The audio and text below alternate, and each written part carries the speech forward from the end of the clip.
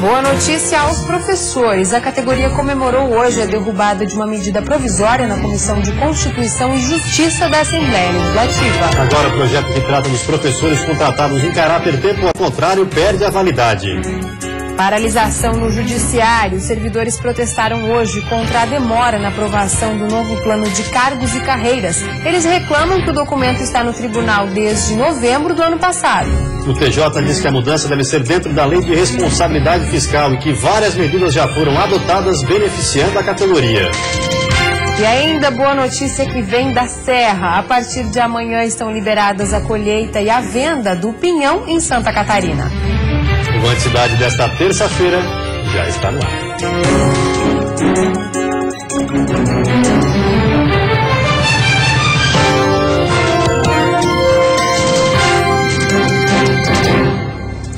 Olá, boa noite. Boa noite. A Justiça Estadual pode entrar em greve em Santa Catarina na semana que vem. A possível paralisação foi anunciada durante um protesto na tarde de hoje. De acordo com o sindicato da categoria, cerca de 1.000 dos 6.000 servidores do Judiciário Estadual participaram da mobilização.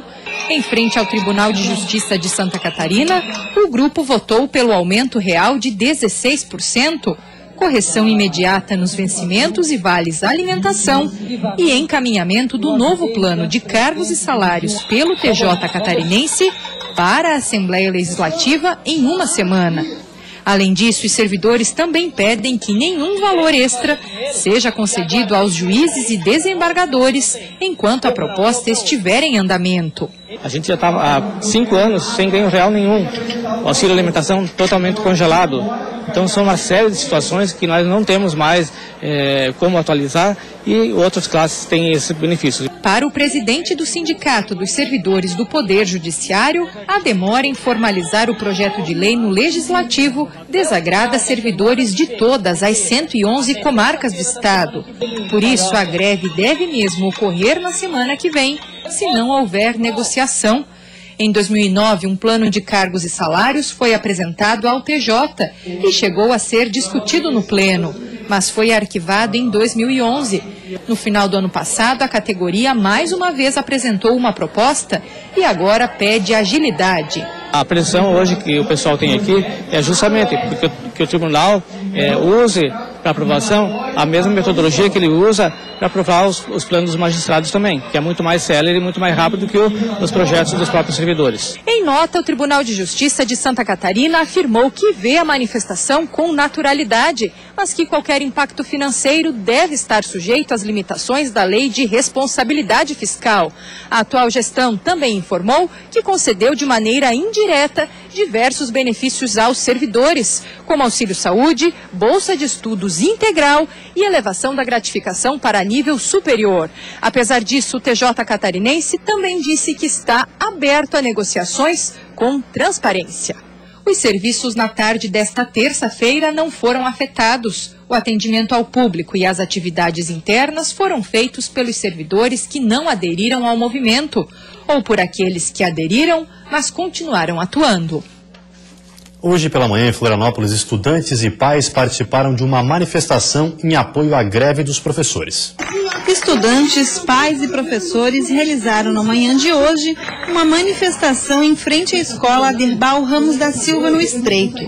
Além do apoio aos professores, que estão em greve desde o último dia 24, os manifestantes pediam também a construção da nova escola. Segundo eles, o projeto existe desde 94 e até agora não há previsão de sair do papel.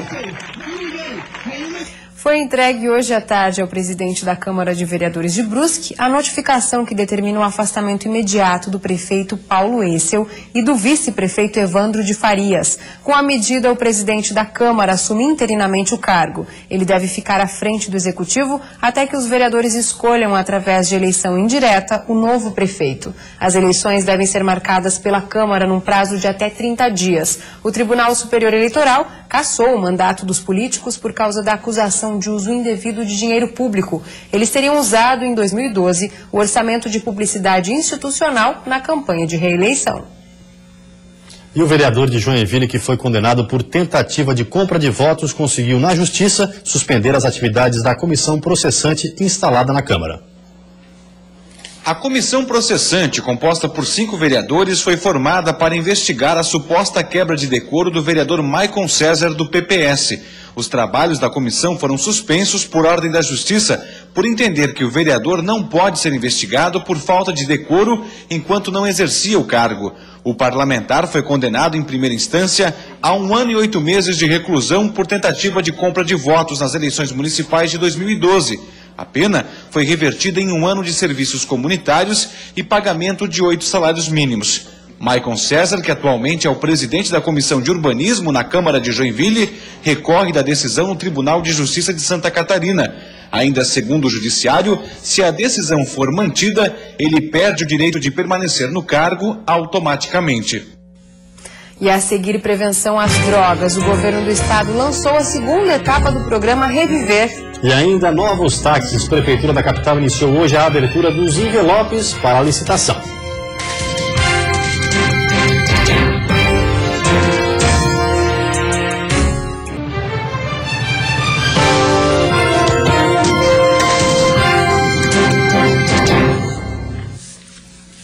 Um repasse aprovado pelos vereadores de Joaçaba ao Hospital Universitário Santa Terezinha vai auxiliar na realização das cirurgias eletivas. Hoje, no município, mais de 200 pessoas estão na fila de espera.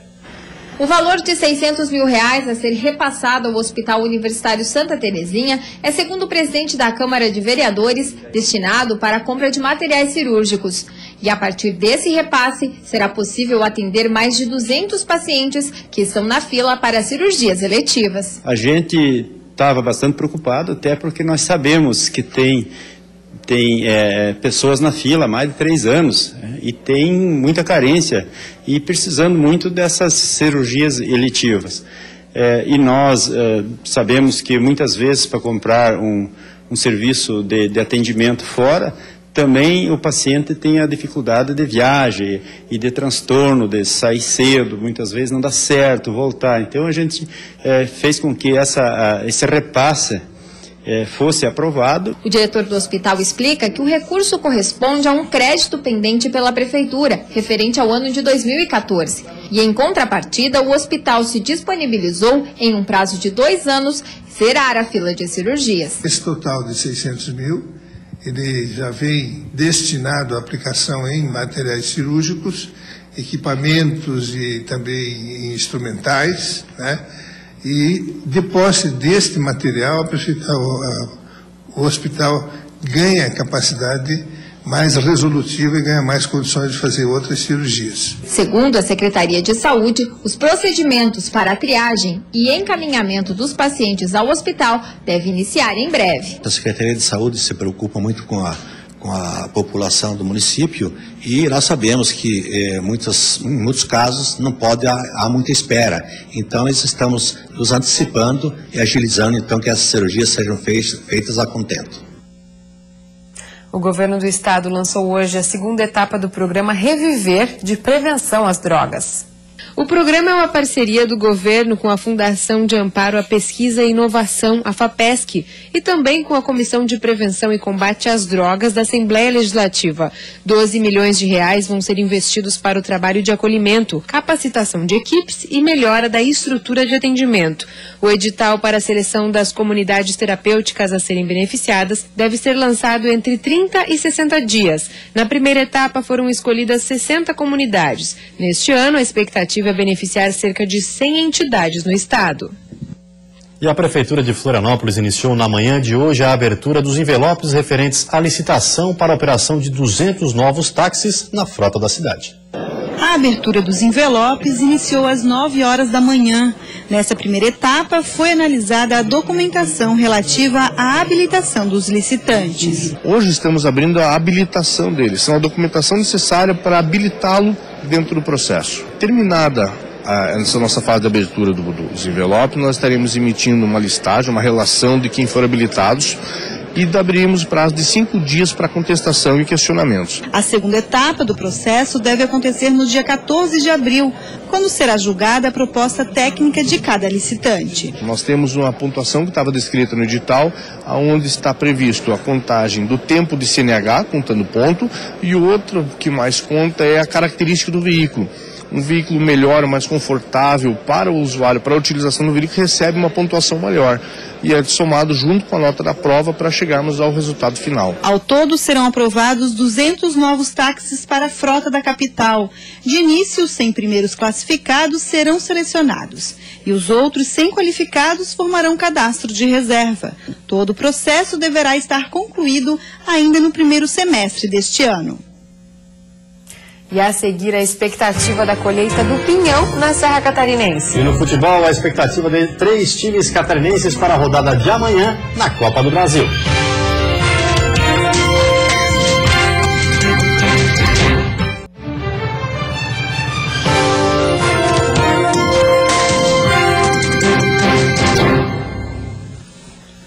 Para quem gosta de música nativista, já estão abertas as inscrições para a Sapecada da Canção Nativa, que acontece de 31 de maio a 2 de junho, durante a Festa do Pinhão.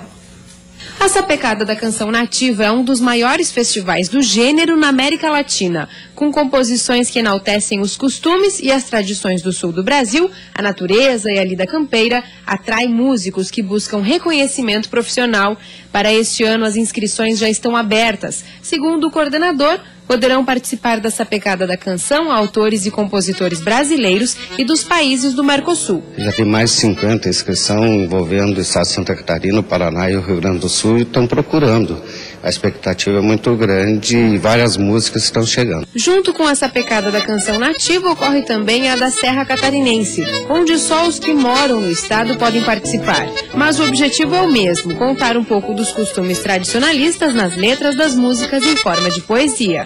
Falar sobre a nossa história, falar sobre a nossa cultura, sobre a ecologia, sobre a paisagem, o dia a dia, o cotidiano, no meio sulino, no meio campeiro, no meio rural, né? Ao todo serão selecionadas 16 músicas para cada festival, onde serão avaliadas letra, melodia, arranjos e apresentação em palco. Juliano já participou do festival no ano passado e ganhou como a melhor música na categoria popular. A gente participa já de atividades tradicionalistas já há quase 10 anos, mas no Festival da Sapecada da Serra e a Sapecada da Canção foi a primeira vez. Então eu me senti muito emocionado mesmo, de verdade. A Sapecada da Canção Nativa e da Serra Catarinense acontecem durante a Festa do Pinhão entre os dias 31 de maio e 2 de junho. Ao todo serão distribuídos R$40 mil em premiação. Interessados podem se inscrever até o dia 19 de abril na Fundação Cultural de Lages, pelos correios ou pelo site que aparece na sua tela. E vai ser liberada amanhã a colheita e a venda do pinhão em Santa Catarina. Para esse ano, a expectativa é de uma produção menor do que no ano passado. Só no Planalto Serrano, a média de produção de pinhão, de acordo com o IBGE, é de 2.000 toneladas.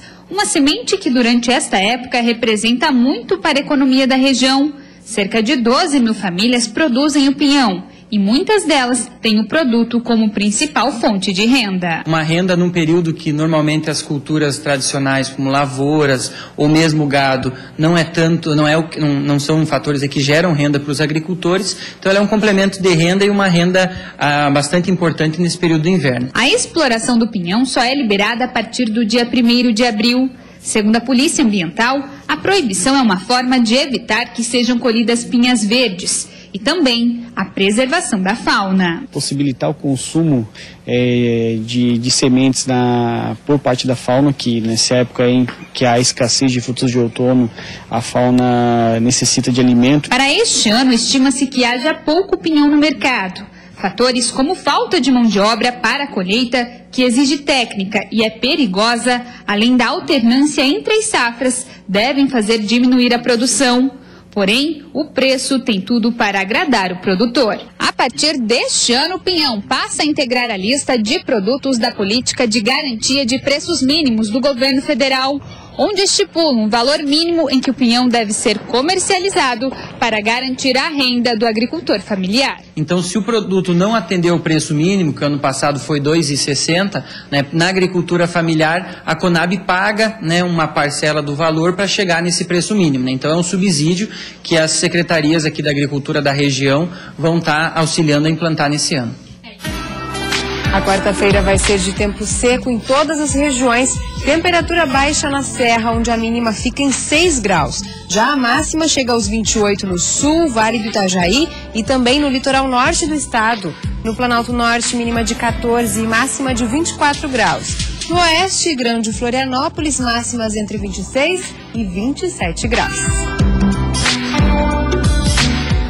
E agora vamos de futebol. No meio da semana não haverá jogos pelo Campeonato Catarinense. As atenções se voltam para a Copa do Brasil. 3 equipes do estado entram em campo.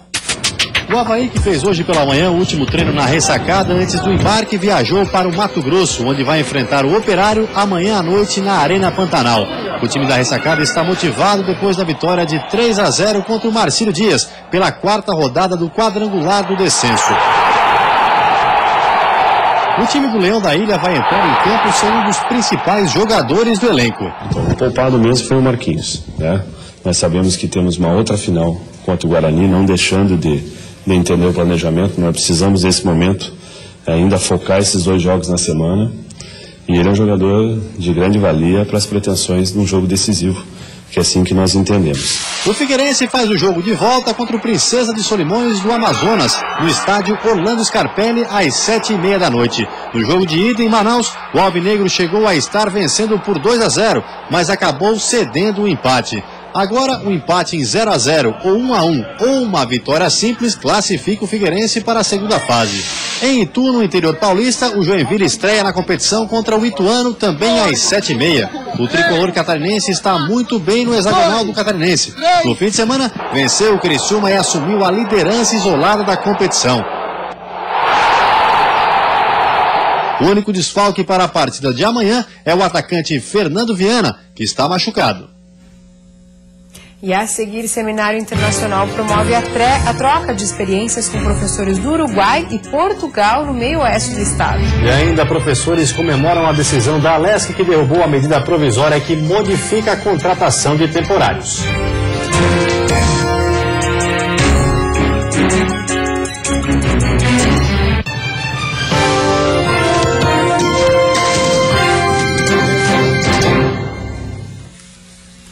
No meio oeste do estado, um seminário internacional discutiu os processos educativos. Mais de 400 profissionais aproveitaram para aperfeiçoar as estratégias de trabalho. Hoje, no último dia de evento, os destaques foram para as sessões com professores do Uruguai e Portugal.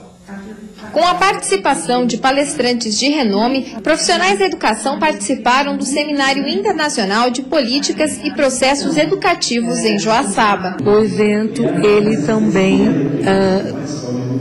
teve um espaço para que uma rede ibero-americana de pesquisas em políticas e processos em educação superior fosse criada e constituída.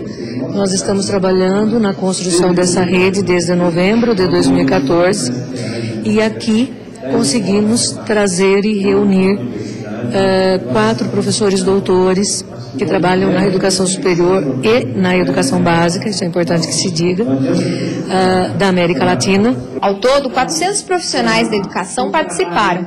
Além das políticas e processos educativos, seminários sobre a qualidade do ensino fundamental e para traçar ações multidisciplinares também aconteceram. Ontem o encontro teve palestras com professores de São Paulo e do México. Hoje pela manhã, último dia de encontro, os destaques ficaram para sessões com professores de Portugal e do Uruguai. Arlete é gestora de uma escola em Concórdia. Para ela, o encontro deverá somar as estratégias já traçadas no ambiente em que trabalha. Nós estamos no caminho certo e o caminho bom seria a questão da interdisciplinaridade, onde não vai existir a fragmentação dos conhecimentos, dos conteúdos, que o aluno vai aprender de forma não isolada, e sim integrada, onde haja o diálogo entre todos os professores, gestão, os professores, todos têm um diálogo, a formação do conteúdo, do conhecimento não isolado. Nós temos que trabalhar isso de forma integrada. Isso vai fazer com que eles tenham um sucesso e um empenho esperado. A medida provisória 198, que modifica a contratação dos professores temporários do Estado, foi derrubada pelos deputados da Comissão de Constituição e Justiça. Agora ela deve seguir para apreciação em plenário. Durante a tarde, os professores de várias regiões do estado acompanharam a sessão na Assembleia Legislativa. Os profissionais pressionavam os deputados sobre a medida provisória 198, que modifica a contratação dos professores admitidos em caráter temporário. Considerada inadmissível na manhã de hoje pela Comissão de Constituição e Justiça, a medida deve seguir para a discussão em plenário. Faltou para a tramitação aqui na casa desta MP um dos pressupostos essenciais para a sua tramitação, que é a urgência.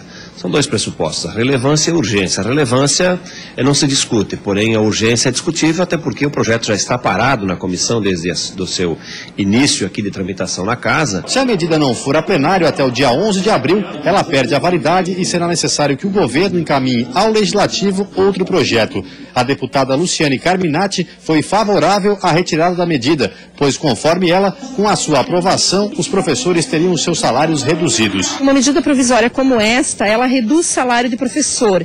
Todos nós sabemos que o salário de professor já é baixo e ainda o governo encaminha uma medida provisória para esta casa que retira 40 milhões do salário de professor mês.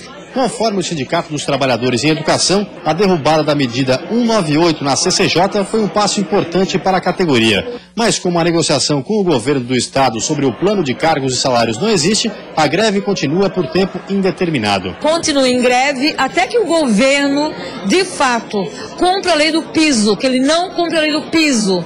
Ele tirou o ensino médio e a licenciatura curta na nossa carreira. Encaminhada à Assembleia Legislativa no dia 10 de fevereiro, a medida foi adiada em outras oportunidades e somente agora pode seguir para plenário. A discussão não entrou na ordem do dia de hoje e a expectativa é de que amanhã o assunto seja discutido entre os deputados. A medida provisória é o centro da discussão entre o governo de Santa Catarina e o Sindicato dos Professores Estaduais. A categoria afirma que ela divide os profissionais por priorizar efetivos e prejudicar temporários. E antes de encerrarmos, vamos dar uma olhadinha no trânsito da capital. Aí você acompanha imagens ao vivo das pontes Colombo Salles e Pedro Ivo Campos.